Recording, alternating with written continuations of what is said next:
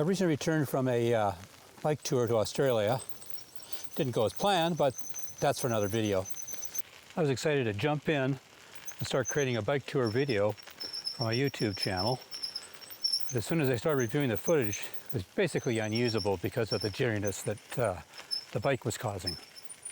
Even after I applied GoPro stabilization in post-production, footage was really not usable. This video is about the experimentation I use with GoPro Labs to try and get rid of all the shakiness.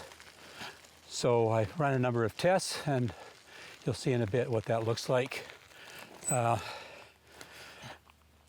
first show you some Australia videos, how bad the footage is, and what I try to do to correct it, but also why it's looking so bad, so stay tuned. Here are 3 clips from my Australia tour, with the GoPro settings shown on the bottom of the screen. Normally these standard video settings work great, but when you're riding a bike, the motion blur introduced by using a 180-degree shutter rule destroys the cinematic look. Now let's take a look at 2 clips. The first is unstabilized, and the second is after the GoPro footage was stabilized using the GoPro player. The stabilized clip is worse than the original clip. Stepping through 1 second of my video, which is 24 individual frames, some frames are clear while others are very blurry. I'd set the shutter speed to 1/48, which should normally work when shooting at 24 frames per second, but this speed is not fast enough to freeze the individual frames. I'm here in the SFU forest on a rideable but really rough trail. This spot allows me to get some real-world GoPro shots to compare the factory and lab settings. I mean, just look at this trail. We've got rocks, boards, tree roots, and loose gravel.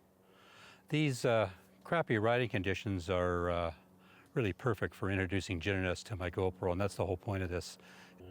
So let's get started. Here are the settings I'm going to be using to shoot both factory, default, and GoPro Labs versions of biking on a bumpy terrain.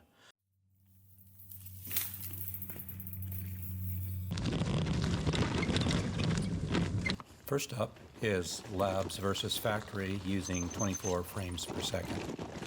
Labs will use a 1/192 shutter speed, while factory will use 1/148, and that's the 180-degree shutter rule, and also do a shot using auto shutter settings.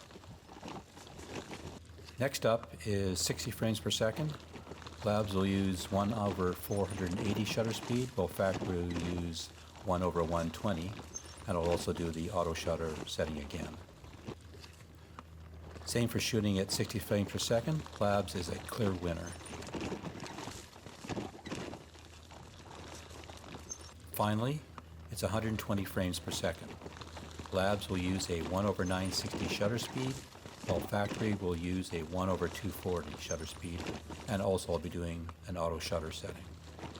For both shots, I've removed the ND filter to give more light to the camera sensor, as with the ND8 filter on, the footage was underexposed.